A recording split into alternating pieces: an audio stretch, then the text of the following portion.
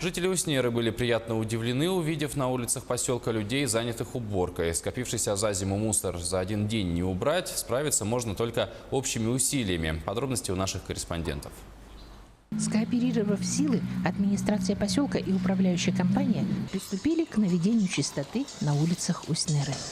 Как рассказал нам временно исполняющий обязанности главы поселка, на территории муниципального образования поселок Уснера объявлен двухмесячник санитарной уборки и благоустройства территории поселка.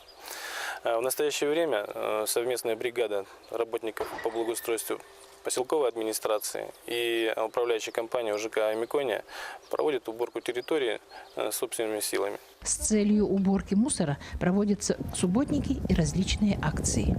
В рамках акции «Чистый берег» убирают прибрежную часть реки Индигирка, где в хорошую погоду довольно многолюдно. В планах администрации успеть за летний период выполнить намеченные планы по благоустройству территории поселка.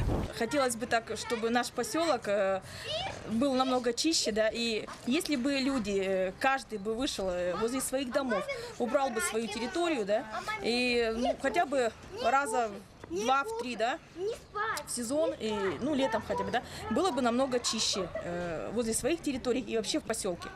Вот. Хотелось бы, чтобы все-таки люди были более активны.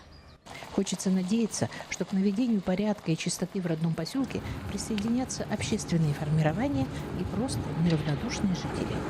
Благотворительность, бесхозяйственность, хозяинов нету. Вот благотворительностью занимаемся.